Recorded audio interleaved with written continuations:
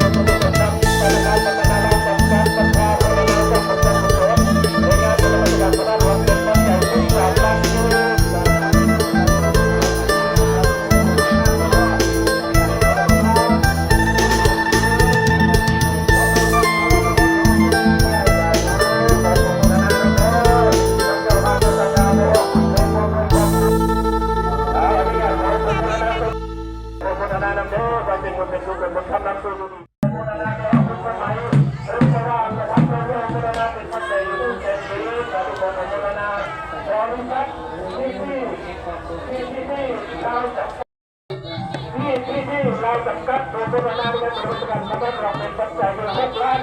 6 แสน5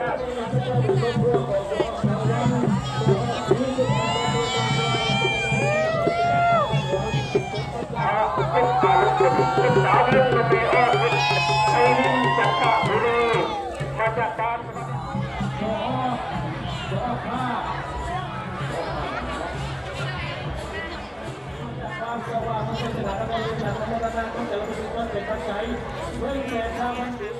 ของในองค์รัตนาพุทธะบัตรพัฒนาเป็นปัจจัยยศถึงแสนกิเมล ปีนี้เองเอากรรมการของเรากระชับมาเรื่อยๆองค์ใดตีประชาสัมพันธ์ต่อจะชดชื่อไม่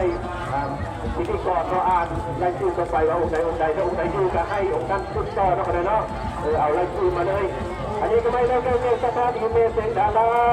วงรัศมีมาจากบ้านโนนสวรรค์โดยภาษาโบราณเป็นปัจจัยอยู่ที่ล้านที่พุทธแสนที่ส่วนสาธุ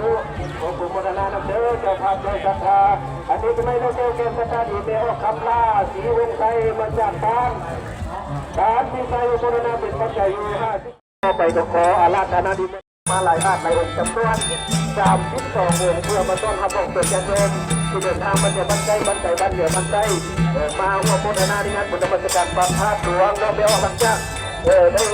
เรียนบูชาประสาทเพิ่มบักติบูชาเราจะเริ่มบูชาไปบูชาเราจะเริ่มตัวนับเพิ่มแบบคนจ้างโทรศัพท์2 คนได้เราเดียวเนาะ ดูโทรศัพท์เลยแบบดูเป็นนักขี่มอไซค์หลายคนเนาะมีสติต้องการเรียนรู้จะเข้ามาเด้อเป็นกระโปรงเงินตัวนี้พระอาจารย์ครับล่าคนมาดีเราติดต่อกันหน่อยเป็นผู้ที่สอนประชาสัมพันธ์รถของเขาอันเพื่อเดี๋ยวองค์เป็นญาติโยมเอาลาตานิมนต์กันหน่อยสาธุ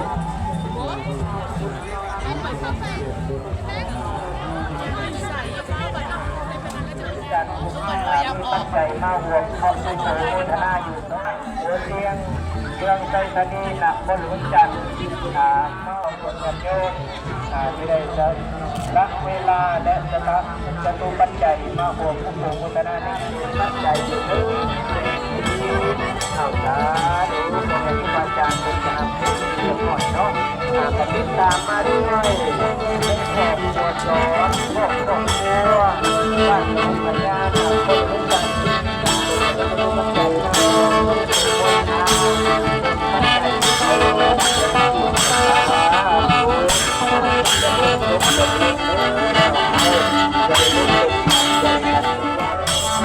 จะติดตามมาด้วยในเรื่องของการทำเรื่องตำบล